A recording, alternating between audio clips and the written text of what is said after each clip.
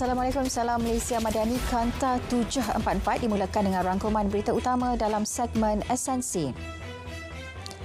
Al-Sultan Abdullah bertitah agar institusi yang di-Pertuan Agong terus dipelihara dan dipertahan setiap masa. Jika institusi itu bercanggah daripada fungsi dan sifat kewujudannya, maka kerajaan akan menjadi lemah manakala negara porak-peranda. Selain itu, institusi yang di-Pertuan Agong adalah pelindung terakhir kepada kesejahteraan rakyat dan kedaulatan negara.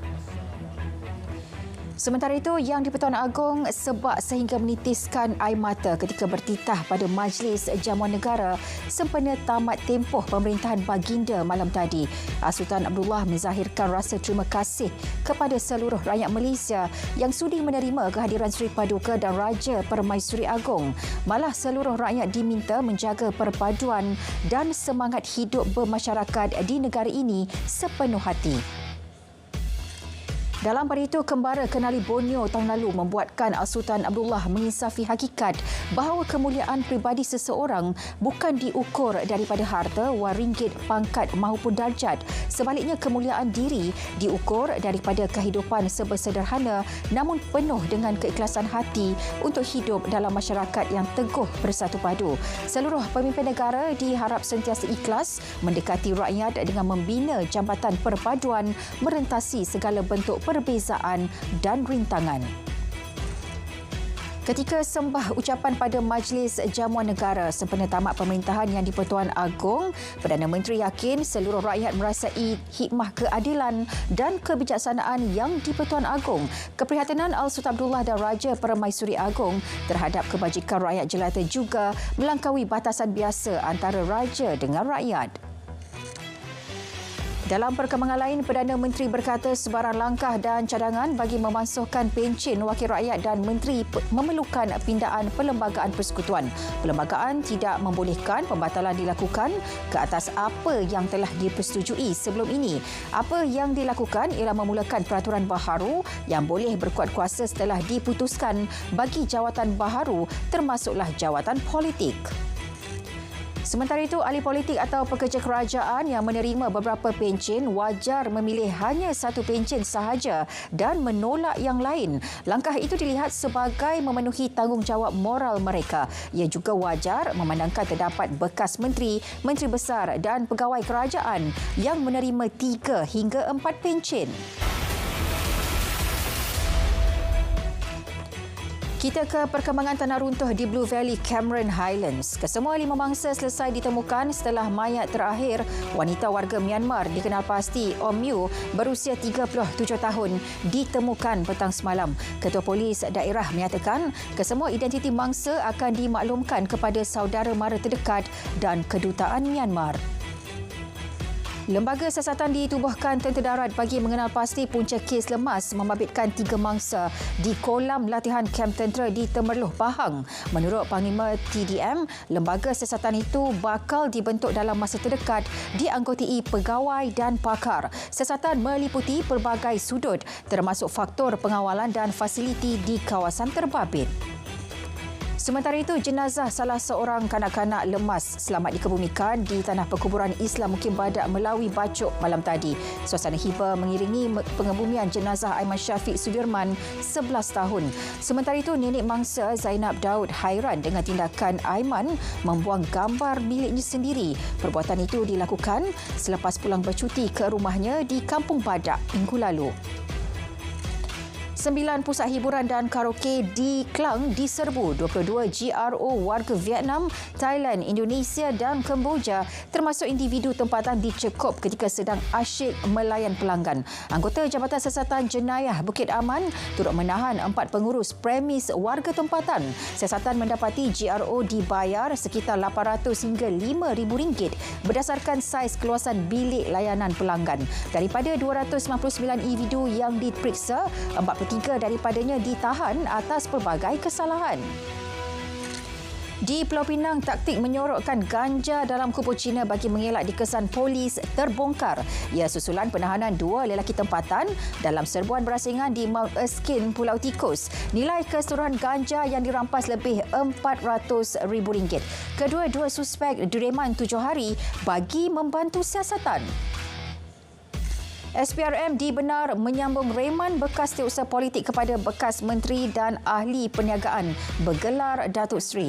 Perintah reman kedua-dua suspek berumur sekitar 40-an itu bermula hari ini hingga Selasa. Mereka ditahan berhubung kes meminta serta menerima suapan daripada beberapa syarikat yang mendapat tender di sebuah kementerian. Sebelum ini mereka direman 4 hari bagi membantu siasatan.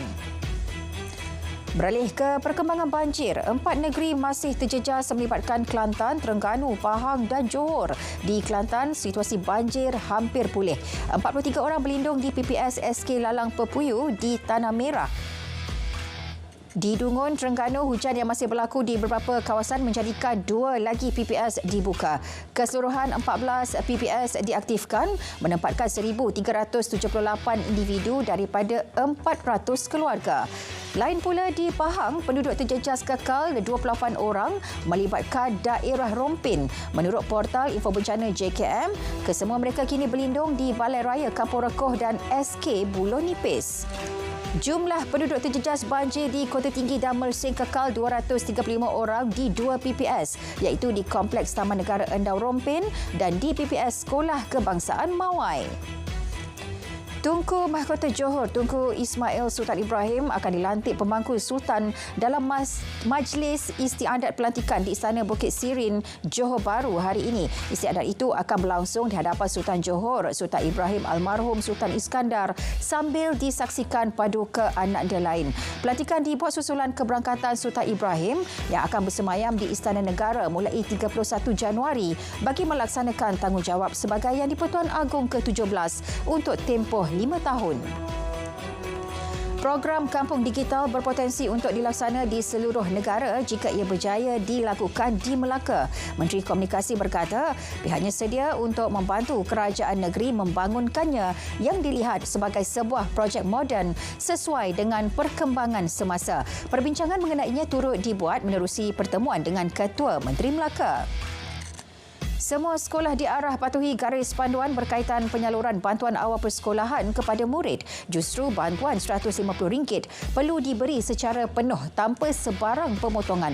Penyaluran bantuan dilakukan melalui sekolah secara kredit ke akaun murid atau secara tunai. 6 projek pembangunan di kamp tentera yang terletak di sepanjang pantai barat Sabah dan Labuan dilaksana Kementerian Pertahanan.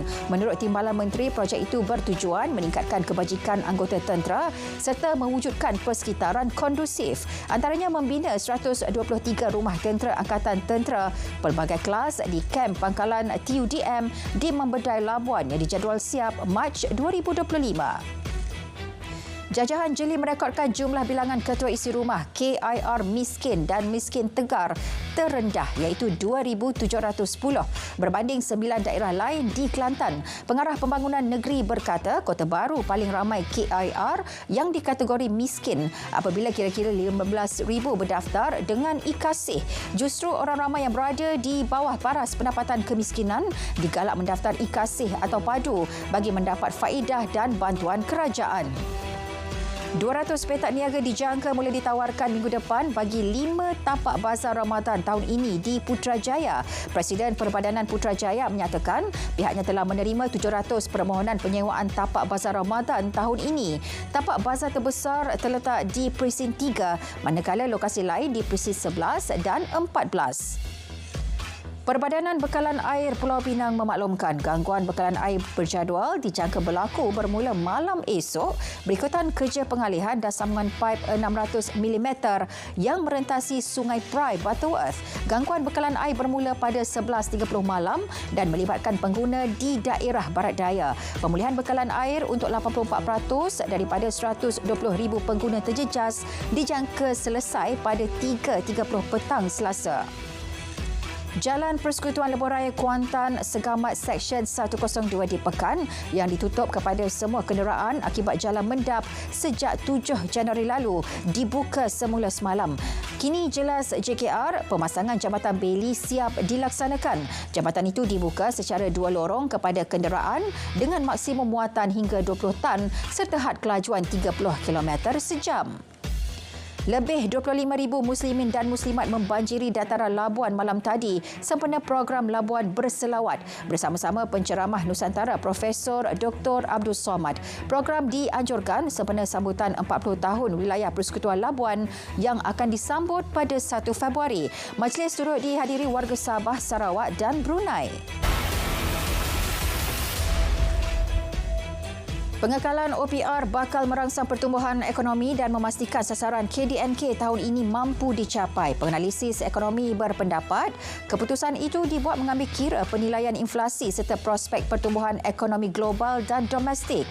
Ia juga usaha mencipta lebih banyak peluang pekerjaan serta meningkatkan aktiviti pelaburan dan perniagaan dalam negara.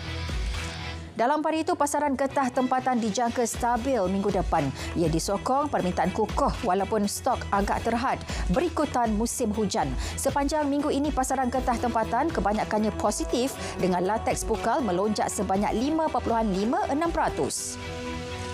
M-Bank Islamik terus menyokong usahawan mikro tempatan menerusi program iTekad. Inisiatif itu diperluas lepas kejayaan di Selangor dan Johor. Menerusi program iTekad terkini, pengagihan modal awal berjumlah RM250,000 disalur kepada penerima di Perak. Malaysia Airlines menambah sebanyak 124 penerbangan domestik dan antarabangsa bermula Februari hingga Mac 2024. Ini berikutan permintaan perjalanan yang tinggi sempena Tahun Baharu Cina dan cuti sekolah. Selain itu, syarikat penerbangan itu akan menambah 12 pesawat sepanjang Tahun Baharu Cina untuk penumpang Kota Kinabalu, Kuching dan Pulau Pinang. 26,257 rakyat Palestin telah terbunuh, manakala 65,000 lagi cedera akibat kekejaman Israel. Menurut Kementerian Kesihatan Palestin, 174 orang dilaporkan terkorban dalam tempoh 24 jam lalu. Angka itu turut berpunca daripada langkah Israel yang meningkatkan skop serangan udara dan kereta kebal dengan menyasarkan Khan Yunis dan kawasan lain di selatan Gaza.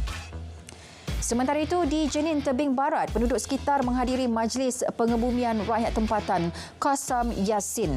Jenazah sebelum itu diusung mengelilingi kawasan penempatan penduduk. Qassam terbunuh semasa bertempur dengan tentera Zionis di Jenin. Dilaporkan 370 rakyat Palestin di Tebing Barat telah kehilangan nyawa sejak konflik tercetus. Selain ancaman bom, rakyat Palestin di Khan Yunis turut berdepan risiko cuaca sejuk.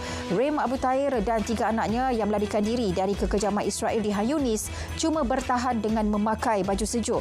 Menurutnya, mereka yang melarikan diri berdepan risiko mati akibat kesejukan kerana tiada lagi tempat untuk berteduh. Malaysia akan mengambil bahagian mengemukakan hujahan lisan di Mahkamah Keadilan Antarabangsa ICJ di The Hague, Belanda berhubung kekejaman Israel terhadap Palestin pada 22 Februari. Sebagai negara yang menyokong kes di bawah Afrika Selatan terhadap Israel di bawah Konvensyen Genosid 1948, Menteri Luar Datuk Seri Muhammad Hassan sendiri akan membawa pendirian Malaysia mengenai perkara itu ke ICJ.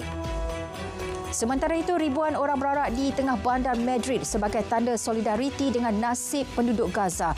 Mereka mengibarkan bendera Palestin dan Afrika Selatan sambil melaungkan slogan mengutuk pembunuhan beramai-ramai yang terus-terusan berlaku di Gaza. Demonstrasi diadakan sehari selepas Mahkamah Dunia mengarahkan Israel untuk menghentikan pembunuhan beramai-ramai terhadap rakyat Palestin. Menteri Luar Jerman Annalena Baerbock dan rakan sejawatannya dari Jordan, Ayman Safadi, mengadakan pertemuan bagi berbincang mengenai situasi semasa di Gaza. Tumpuan utama ialah impak berterusan konflik Palestin-Israel dan usaha yang perlu dilakukan bagi menghentikan perang. Mereka juga bersetuju masyarakat antarabangsa perlu memikul tanggungjawab dan memikirkan cara berkesan untuk menghentikan perang yang tercetus sejak 7 Oktober tahun lalu. Kumpulan petani Perancis melakukan protes besar-besaran dengan menyekat laluan lebuh raya di pinggir barat daya Paris. Ia bagi menuntut tindakan segera kerajaan ke atas harga hasil ladang yang rendah dan dasar perdagangan bebas di negara itu. Protes yang masuk minggu kedua itu dijangka berterusan sehingga tuntutan mereka dipenuhi sekaligus menimbulkan cabaran besar pertama untuk Perdana Menteri baharu Gabriel Attal. Kanta 744 berakhir di sini. Dari sungai ke segara, Palestin pasti merdeka. Malaysia Madani, tekad perpaduan, penuhi harapan. Assalamualaikum.